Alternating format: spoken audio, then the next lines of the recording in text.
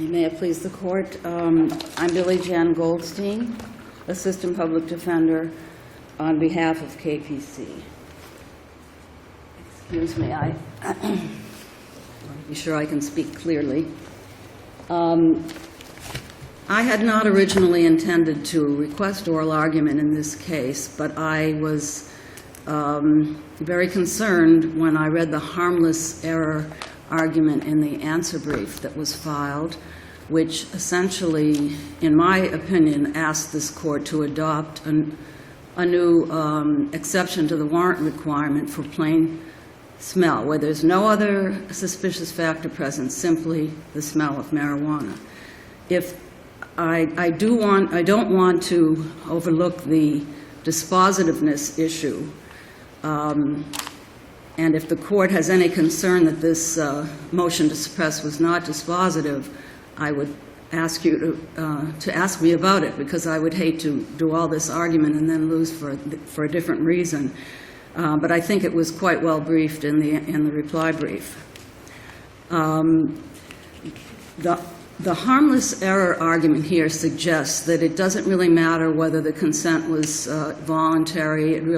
None of that really matters, that he wasn't read his Miranda rights or any of that, because the officer could have simply sniffed him and noticed this scent of marijuana and could have just arrested him on the spot. And there are cases that are cited, which I read I was very interested to see how this was possible, because really I don't think that's been applied in a lot of cases. And I would like to talk about the two main cases that were cited for the proposition. Well, I have one other thing to say before that. The plain smell doctrine is like a theory that's being introduced for the first time now on appeal. And I think the Court has to be careful, of course, when applying the Tipsy-Coachman rule to find that the trial court was correct but for the wrong reason when that theory was never really considered below.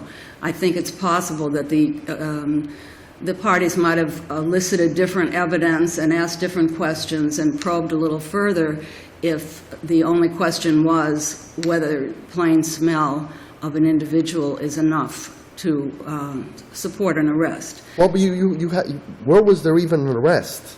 Excuse me? Where was the arrest? Well, okay, the question was probable cause, and in the answer brief, the statement was made that there was probable cause either to search him and then arrest him, or to arrest him and then search him. Well, forget what it's in the answer brief. Let's deal with it as a matter of law. We have here some teenagers who see the police officer and they begin to gather up their belongings. The police officer smells marijuana and he makes a statement that a narcotics investigation was ensuing due to his observations. He goes up to this juvenile, and the juvenile then voluntarily hands over a pill bottle containing marijuana and a pipe from his backpack, right? And then he's arrested. Right. And the question was originally whether that voluntary handing over the... Right, I understand. But how was he arrested before that? The suggestion, the harmless error argument... I don't want to get into the harmless error argument. That's not where I'm going. Okay. I'm going is, where's the error? Where's the legal wrong that occurred? Okay, looking at the facts that were found by this trial judge, the boy did not go into his backpack and hand it over. If you read the factual findings of the judge, which are presumed to be correct, she says, the trial court says, the officer was investigating whether a crime had been committed. He then asked the respondent if he had anything on him. This is page 78 of the amended transcript. And the respondent himself stated he admitted he said he did. And this admission was a voluntary statement which gave the officer probable cause to conduct the warrantless search. That's right. Okay. So there was a question asked by the officer. Yes. Where's the legal error? I'm still missing it. The legal error is the finding that whatever this child did in response to this officer was, first of all, completely voluntary Okay, and so not... so then where was the arrest that occurred beforehand? It did not occur beforehand. I'm arguing actually about probable cause, that there was no probable cause, there was not a valid consent. Was there reasonable suspicion? Yes, right? There was reasonable suspicion. Okay. So he's reasonable suspicion, and then he's asked, he's subsequent to the reasonable suspicion, he turns over a pill bottle containing marijuana. In response to a question from an officer. Yes? You're suggesting there was custodial interrogation, and for Yes. that reason, the officer had to advise the juvenile of his rights before asking him that question. That's one part of it, although I know Miranda alone is not, is not enough. Even without Miranda, if you have a child who's been approached by two armed officers, there's this spotlight shining on them, and I've had that shining on me, and you have to close your eyes. It's so bright. It's really almost painfully bright. And then they approach with the weapons, the taser, and so on. They tell they order the children, stop what you're doing. And then when the children stop, they order the children to separate, go away from your friends, stand over here. This is, this is a very cool... To you, this was, from the defense standpoint, this was custody at that point. It was custody for purposes of Miranda, and it was also acquiescence to a show of authority. Anything that happened after that was not voluntary. And the trial court found it was voluntary consent.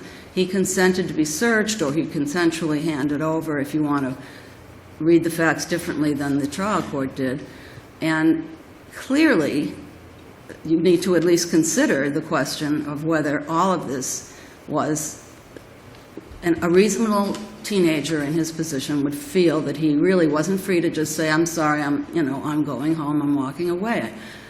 He is, and I forgot to reserve my 2 minutes for rebuttal, but in any case, I completely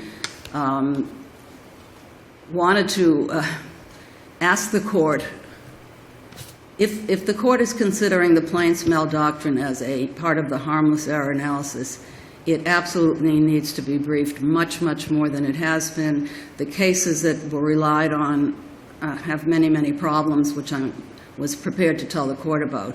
But as far as the primary reason that the appeal was taken was that whatever happened after all these orders were made and children were separated and an announcement was made, this is a narcotics investigation, the child was in custody. The child was not voluntarily acting. The child was acquiescing to this really tremendous show of authority.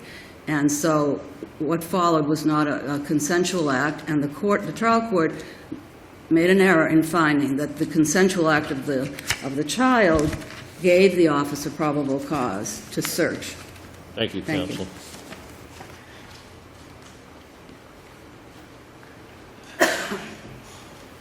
May it please the court, Mike Mervine on behalf of the state.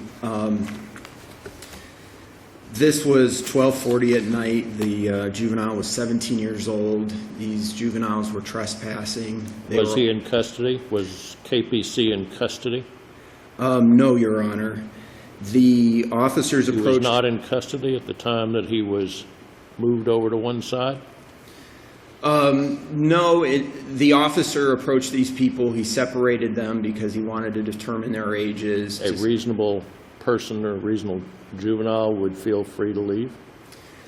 Well, perhaps not. However, the juvenile's own testimony... If not, wasn't the juvenile in custody? If he wasn't free to leave? If a reasonable person believes that he wasn't free to Well, you leave. said perhaps not. The juvenile's own testimony, however, was in response to, why didn't you leave? He said, I didn't feel any reason to leave. If he was in custody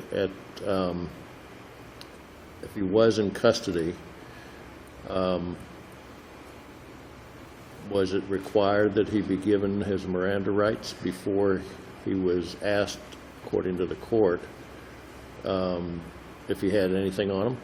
If he was interrogated, yes, he would have been. That would be interrogation, would it Yes, sir. not? Yes, sir. He was not asked any questions in this case, right? According to the police officer's testimony, he was not. The juvenile testified as well. He indicated that he was asked questions. And the court found that he was asked a question. True, however, the court also made the implicit finding that he made a voluntary statement. So although the court... An express finding, actually. But go ahead. When the court ruled to deny the suppression motion, yes. Even if the court were to say that... How can it be a voluntary statement if it was made? The court says, he then asked respondent if he had anything on him. The respondent himself stated he admitted he said he did, presumably in response to the question. That's the way I read the order. How could that be a voluntary statement under any ordinary understanding of what is voluntary in a criminal legal context? Well, it would be voluntary if the court were to have credited the police officer's testimony with more weight than the juveniles. There is one way to read this order, which would be that the court was recitating the facts which it heard in the minutes preceding the recitation of the order. Even if the court were to find that the juveniles' Miranda rights were violated, there is a harmless error argument. The officer That's on the grounds that he could have been arrested based upon the smell. They separated them, and this person, who according to the police officer, had a backpack on his back. Correct. And that would have been a strong smell of marijuana, stronger presumably than the others. Yes, the officer testified that. He described it as an intense smell, and that was based upon his 6 years of police work and his exposure to marijuana during that work. Does that give the officer the right to arrest him just on the basis of the smell? Yes, Your Honor. There are two cases. TT said that there was probable cause based upon a strong odor of marijuana for a juvenile who walked past an officer. And then there's Hernandez, where police officers drove by a group of juveniles, and the court stated that based upon the odor of marijuana emanating from the group, that gave the officers probable cause to separate them and also probable cause to search them.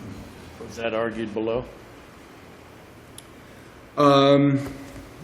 I do not know. However, as the court is familiar, the standard of review for the factual or the legal findings of the lower court is de novo. So I don't believe that the state would be precluded from making that argument on appeal. Thank you, counsel. Thank you, Judge.